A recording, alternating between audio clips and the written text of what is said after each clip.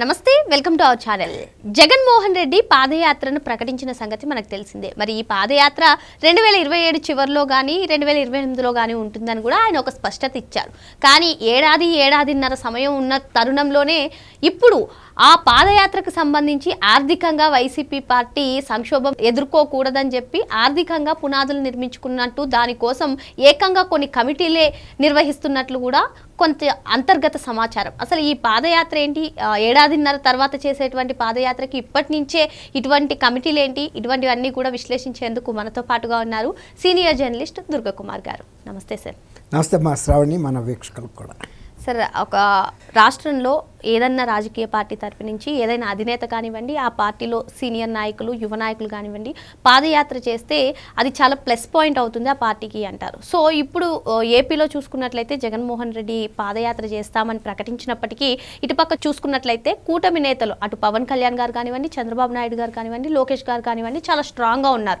మరో 15 ఏళ్ళు కూటమి అధికారంలోకి రావాలి అన్నట్టుగా వాళ్ళు ఉక్కు సంకల్పం కట్టుకుని ఉన్నారు. మరి ఇటువంటి నేపథ్యంలోనే పార్టీకి సంబంధించి ఆర్థిక పరంగా ఎటువంటి లోట్లు ఉండకూడదు, పాదయాత్రకు సంబంధించి వైసీపీ ఒక ప్రీ ప్లాన్డ్గా కొన్ని కమిటీలు పెట్టుకుని మరి అంటే ఏడాదిన్నర తర్వాత జరిగే పాదయాత్రకి ఇప్పుడే ప్రణాళికలు రచిస్తుందని తెలుస్తుంది. ఆ పార్టీ నుంచి అంతర్గత సమాచారం కూడా కొంత బయటపడుతుంది. ఏంటి ఈ కమిటీలు పెట్టుకోవడం, అది కూడా ఆర్థిక నిర్వహణకు ఒకటి, ప్రచార కమిటీకి ఒకటి, ఈ విధంగా కొన్ని డిపార్ట్మెంట్స్ లాగా కమిటీలు నిర్వహించడం ఎలా చూడాలంటారు? ఊళ్ళల్లో ఒక సామెత ఉందమ్మా, కాళ్ళు గడప దాటలేదు, మాటలు కోటలు దాటుతున్నాయి అన్నట్టుగా. అసలు ఎప్పుడో నిర్వహించేదానికి, నిర్వహిస్తాడో లేదో తెలియని దానికి ఇంత ఆర్భాటం హంగామా చేయటం అంటే ఇది ప్రజల్లో ఇంకా ఏదో తమ ఉనికి ఉంది అని అనిపించుకోవటానికి, అది ఖర్చు లేకుండా ఈ ఆర్భాటాలే తప్ప నిజానికి ప్రజల్లో గనక జగన్మోహన్ రెడ్డి పట్ల గనక సదభిప్రాయం ఉండి ఆయన గనక 2014 నుంచి 2019 నుంచి 24 వరకు కనుక సక్రమమైన పరిపాలన చేసి ఉంటే, సక్రమం కాకపోయినా కనీసం ప్రజల్ని బాధించకుండా ఉంటే కూడా ఆయనకి 164 స్థానాల్లో ఓటమి ఎదురయ్యేది కాదు. 164 మంది సభ్యులు ఎంత ఖర్చు పెట్టుకుని వాళ్ళు ఎంత డిసప్పాయింట్ అయ్యారు అంటే, దాదాపుగా రాష్ట్రంలో వైఎస్ఆర్సీపీలో ఎమ్మెల్యే స్థాయిలో పోటీ చేయగలిగిన, ఎంపీ స్థాయిలో పోటీ చేయగలిగిన అందరికీ కూడా నిరుత్సాహం ఏర్పడింది. తర్వాత ఆయన ఒక ధైర్యం ఏమిచ్చాడంటే, నా పరిపాలన ఎంతో బాగా సాగింది, 175కి 175 గెలుస్తాం, వైనాట్ కుప్పం అని కుప్పంలో చంద్రబాబు నాయుడు గారిని కూడా ఓడిస్తానని బీరాలు పలికాడు, ఉత్తర కుమార్ ప్రగల్భాలలాగా. దాంతో అందరూ కూడా తమ శక్తి మించి కూడా డబ్బులు ఖర్చు పెట్టేసుకున్నారు. ఇప్పుడు ఏదన్నా డబ్బు ఉంది అంటే ఈ లిక్కర్ రూపంలో అసలైన వ్యక్తిగా జగన్మోహన్ రెడ్డి గారికి చేరిన దగ్గరే ఉంది, అంతకుముందు సంపాదించింది కూడా. కాబట్టి ఆ లిక్కర్లో కూడా ఆయన కోటరీలో వాళ్ళు ఎక్కువ సంపాదించారు, కానీ ఎమ్మెల్యేలకే పెద్దగా ముట్టల.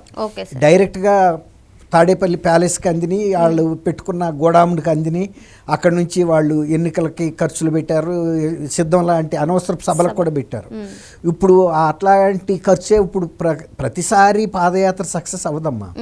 ఒక్కసారి ఎవరైనా మోసపోతారు. అప్పుడు ఎందుకు సక్సెస్ అయిందని పాదయాత్ర కాదు, ఆయన ఇచ్చినటువంటి హామీలు అట్లా ఉన్నాయి. చంద్రబాబు నాయుడు గారు చేసిన దానికన్నా నేను ఇంకా 100 రెట్లు ఎక్కువ పెడతాను, అమరావతిని ఢిల్లీ స్థాయిలో రాజధానిగా కడతాను. ఇక చంద్రబాబు నాయుడు గారి పథకాలు కానీ చంద్రబాబు నాయుడు గారి పరిపాలన లాగా ఉండదు, మనం వస్తే మద్యం సంపూర్ణ నిషేధం పెట్టేస్తాను, ఉద్యోగులకి స్వర్గమే చూపిస్తాను, ఇలాంటివన్నీ కూడా నేను అమలు చేస్తాను అని చెప్పి ఆయన ఒకటే పథకం ఏంటంటే, ఒక్కసారి కనుక నేను ముఖ్యమంత్రిగా ఫస్ట్ టైం ఆయన అధికారంలోకి రావటం. గతంలో వాళ్ళ తండ్రి అధికారంలో ఉన్నప్పుడు క్విడ్ ప్రోకో ద్వారా సంపాదించాడు, ఇక ఈసారి అట్లాంటి తెరసాటు లేదు. ఇక నేనే ముఖ్యమంత్రి, నేనే మంత్రి, నేనే రాజు, ఈ విధంగా సంపాదించాలనే దాని మీద ఆయన అమలు కాని హామీలు కూడా ఇచ్చి వచ్చాడు. పాదయాత్రతోనే ఎవరు కూడా ఇప్పుడు 100 పాదయాత్రలు చేసిన జగన్మోహన్ రెడ్డి కదా ఆ వ్యక్తి. కిందసారి 2019 నుంచి 24 వరకు పరిపాలన చేసిన జగన్మోహన్ రెడ్డి అన్నా ఇంకెవరన్నా పాదయాత్ర చేస్తారా? ఆయనే కదా. అదే వ్యక్తి మీద ప్రజలకు ఒక స్పష్టమైన అభిప్రాయం ఉంది కదా. దానికి తోడు ఇంకోటి ఏంటంటే, ఆయన ఇంట్లోనే సొంత చెల్లికి తల్లికి చేసిన అన్యాయం కానీ, అలాగే సొంత బాబాయ్ హత్యని రాజకీయంగా ఉపయోగించుకుని అధికారంలోకి రావటం కానీ, వచ్చిన తర్వాత ఆ హత్యని బయటికి రానివ్వకుండా చేసి చెల్లెలు సునీతను పెట్టిన వేదన కానీ, తర్వాత ఆయన కొన్ని 7,000 వాయిదాలకు కూడా హాజరు కాకుండా, మరి భారతదేశంలో అట్లాంటి మినహాయింపు ఎవరికి కూడా దొరకలేదు. చట్టాలు అందరికీ ఒకటే అంటారు కదా, ఉన్నాడికి లేనాడికి, నాయకుడికి సామాన్యుడికి. మరి ఆయన ఆ రకంగా వ్యవహరించాడంటే, తర్వాత అరెస్ట్ కానీ ఏది ఆయన జరగకుండా ముందస్తు బెయిల్ మీదే కొనసాగి ముఖ్యమంత్రి పదవి కూడా పూర్తి స్థాయిలో చేశాడు కదా.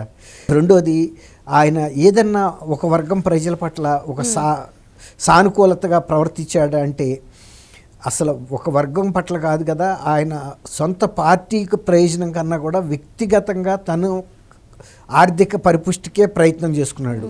అట్లాగే ఆయన కోటరీలో ఉన్న వ్యక్తులకి దాదాపు సగటున 350 కోట్లు ముట్టినట్టు మొన్న ఈ లిక్కర్ స్కామ్లో అర్థమైంది, ఈడీ స్వాధీనం చేసుకున్న ఆస్తులను బట్టి సగటున. అయితే సార్, ఇప్పుడు లిక్కర్ స్కామ్ కానివ్వండి, మీరు అన్నట్టు క్విడ్ ప్రోకో కేసులు కానివ్వండి, ఆయనమ్మో చాలా ఆదాయం వెనకేసుకున్నారు అని చెప్పి మీరు అంటున్నారు. కానీ ఇక్కడ ఈ పాదయాత్రకు సంబంధించి ఆర్థికంగా మళ్ళీ సపోర్ట్ కోరుతున్నారు. దానికోసం ఎవరు కూడా ముందుకు రావట్లేదు, కూటమి బలాన్ని చూసి అని చెప్పి చెప్తున్నారు.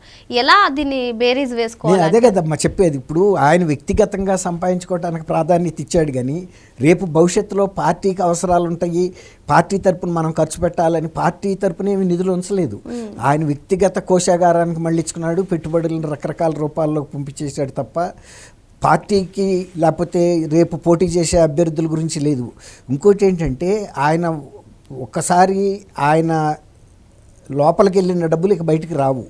సొంత కుటుంబంలో షర్మిలకి సగభాగం ఉందని మొదటి నుంచి చెబుతున్నా, దాని మీద మెమొరాండం ఆఫ్ అండర్స్టాండింగ్ రాసుకున్న MOU అంటే పరస్పర ఆమోద పత్రం రాసుకున్నా కూడా ఇది ఏం చల్లవు, ఇది నా స్వార్జితం అని కూడా ఆయన ప్రకటించాడు.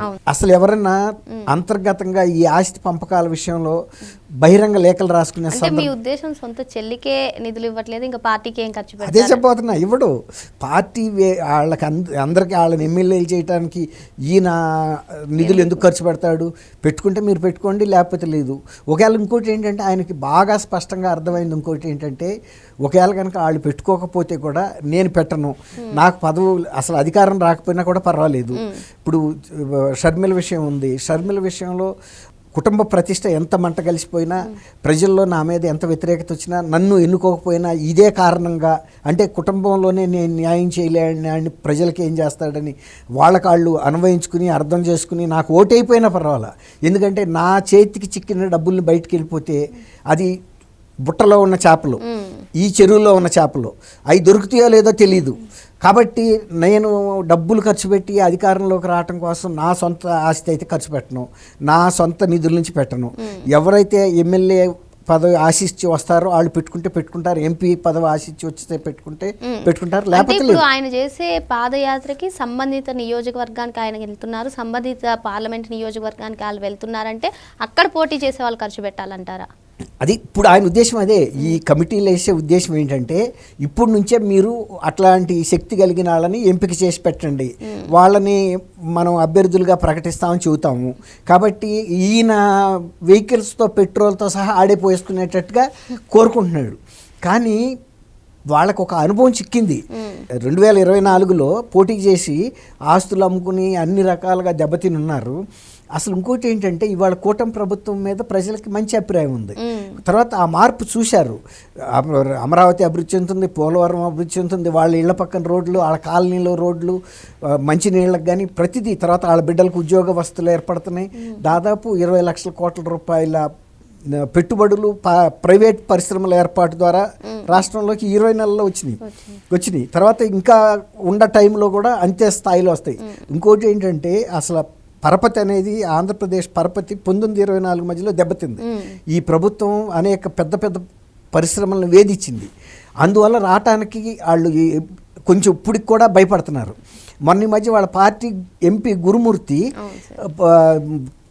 ప్రభుత్వ సంస్థలకి, ప్రైవేట్ సంస్థలకి చౌకగా భూములు ఇస్తున్నారు, వాటిని ఆపడానికి హైకోర్టుకి వెళ్తే గౌరవ హైకోర్టు న్యాయమూర్తులు కూడా ఏమైనా పెద్ద పెద్ద పరిశ్రమలు మన రాష్ట్రానికి రావాలంటే ఏదో ఒక రకమైన మినహాయింపులు, ప్రోత్సాహకాలు ఇస్తే తప్ప రావు, అవి వస్తే తప్ప మన పిల్లలకి ఉద్యోగాలు, మన రాష్ట్రంలో ప్రగతి జరగదని కూడా చెప్పింది.